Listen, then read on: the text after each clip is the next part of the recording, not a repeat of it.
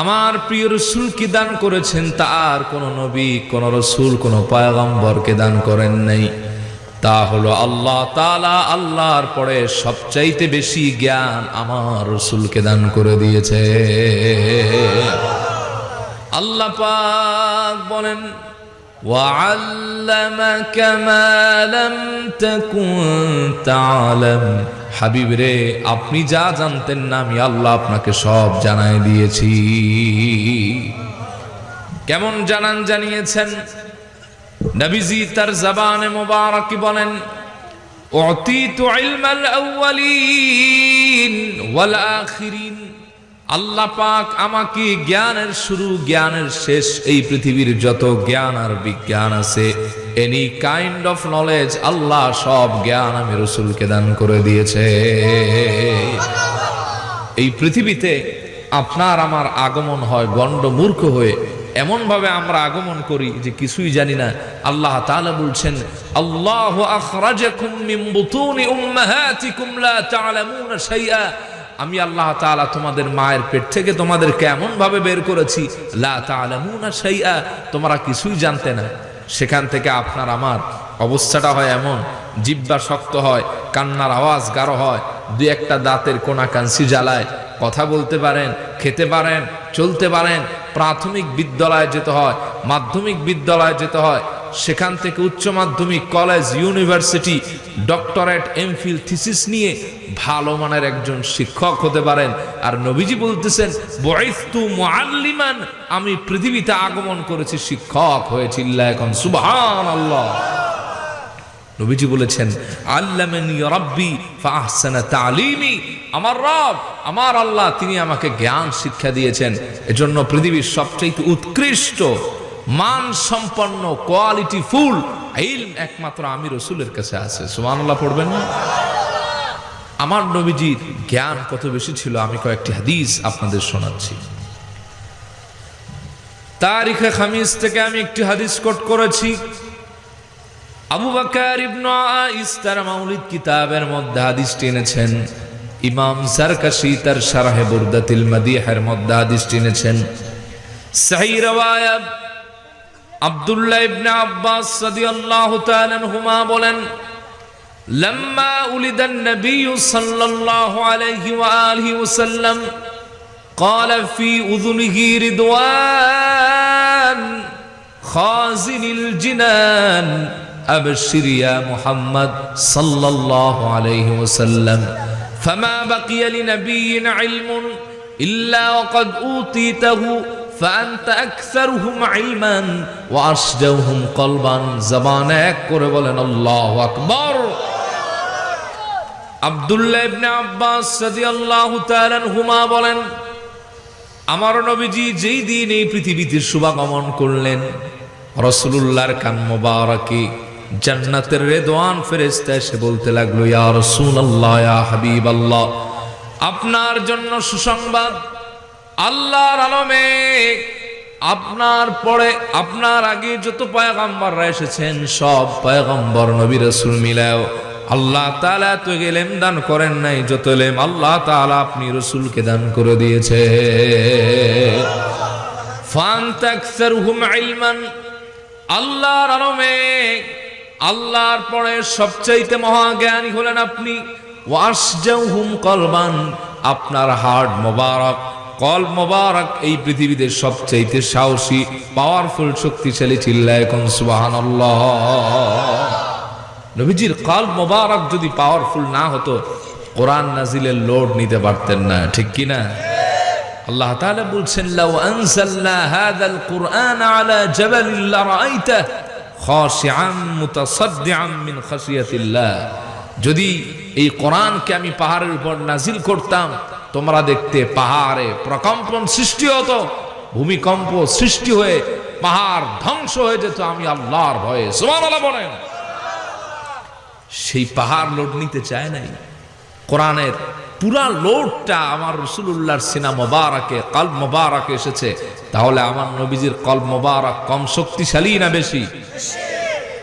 আর একটা কথায় আসেন, যদি আল্লাহর হাবিবের কলব মোবারক শক্তিশালী না হতো, তাহলে ইসরা এর সফর করতে পারতেন না, মেরাজ যেতে পারতেন না, দিদারে ইলাহি নসিব হতো না, ঠিক কিনা?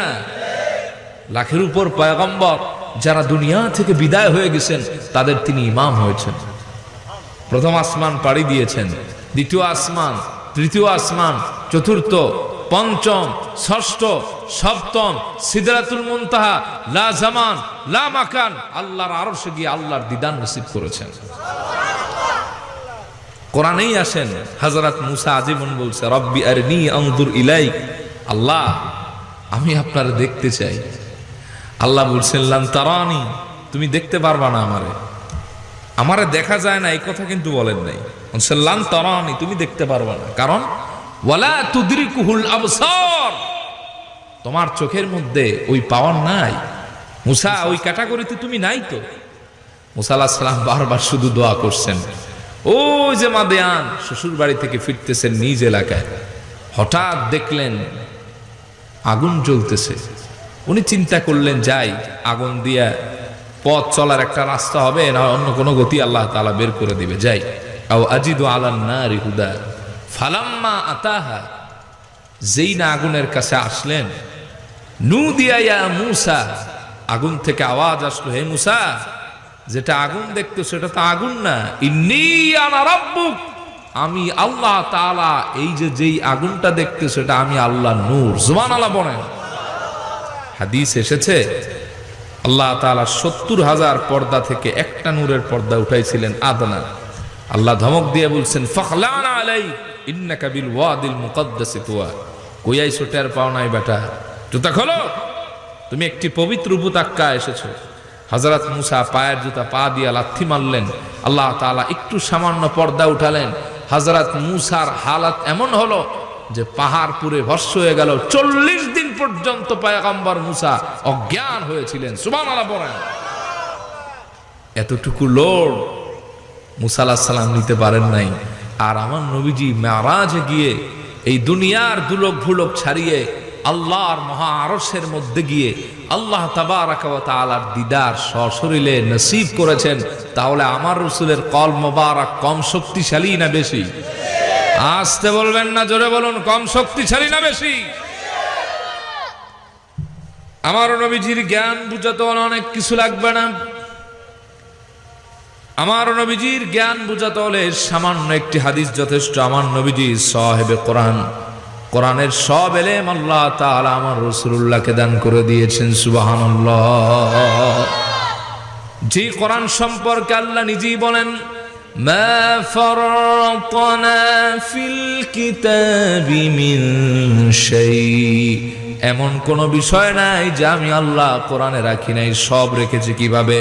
তিবিয়ানাল লিকুল্লি শাই, প্রত্যেকটি বস্তুর সুবিন্যস্ত বর্ণনা কোরআনে রেখেছি। আর ওই কোরআনের সব এলেম আল্লাহ আমার রাসূলকে দান করে দিয়েছে। মাজমাউজ যাওয়াইদ ওয়া মানবাউল ফাওয়াইদ, প্রখ্যাত হাদিসের কিতাব। ইমাম নুরউদ্দিন হাইসামি সহিহ সনদে হাদিস নকল করেছেন। আব্দুল্লাহ ইবনে মাসউদ বলেছেন, মান আরাদাল ইলমা ফালিয়ুসাওয়িরাল কুরআন ফাইন্না ফীহি ইলমাল আউয়ালিন ওয়াল আখিরিন।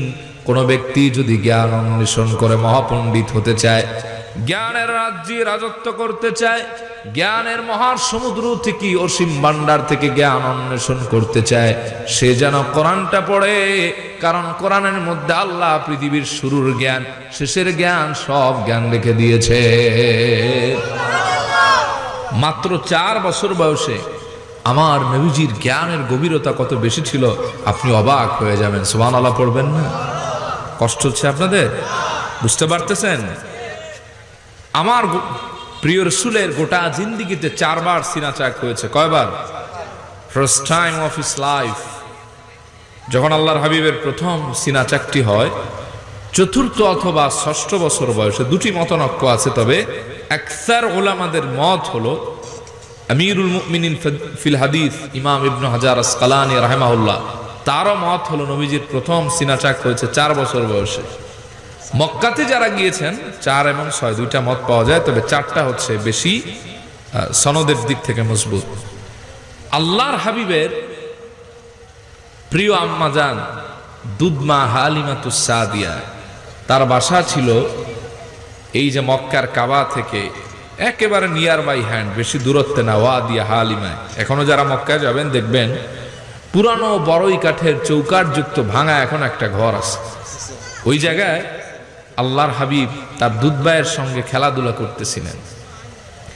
দুধ ভাই দৌড়ে এসে বললেন, হালিমাতুস সাদিয়া কেমা, সর্বনাশ কি যেন আপনার ছেলে মুহাম্মদ সাল্লাল্লাহু আলাইহি ওয়াসাল্লামের বুক ফেড়ে দিয়েছে। হালিমাতুস সাদিয়া দৌড়ে চলে আসলেন। দেখতেছেন আমার নবীজি বসা, কোনো কথা বলেন না, চুপচাপ বসে আছেন। বললেন, বাবারে, শুনলাম কে যেন তোমার বুক ফেড়ে দিয়েছে, এখন তোমার কেমন লাগে? বলে, মা, দুইটা লোক আসলো, আমাকে শুইতে বললো, আমার বক্ষ মোবারকার মধ্যে শাহাদাত আঙ্গুলি দ্বারা রেখা টানলো, এরপরে আর আমি কিছু বলতে পারি না। তবে মা, দুইটা তফাৎ দেখা যায়।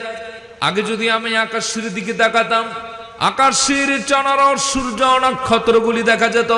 এখন যদি আমি আকাশের দিকে তাকাই, ফাকান্নি বিআরশি রাব্বি বারিজা, এখন আসমানের দিকে তাকালে সরাসরি আল্লাহর আরশ পর্যন্ত দেখা যায়। মারে, আগে যদি আমি আমার কদমের তলার দিকে তাকাতাম, শুধুমাত্র মাটি দেখতে পেতাম।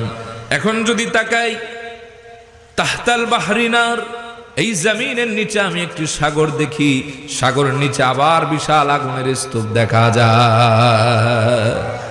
১,৫০০ বছর পরে বিজ্ঞান বলছে, এই আল্লাহ তাআলা ৭ আসমান বানিয়েছেন। খালাকাস সাবআ সামাওয়াতি ওয়াল আরদ, এই ৭ আসমান ৭ জমিন, এই পৃথিবীর first state of this world, এই পৃথিবীর শুরু যেটা, এটা আল্লাহ তাআলা লাভা, আগ্নেয়গিরি, আগুন দ্বারা বানিয়েছেন। এটা পৃথিবীর শুরু।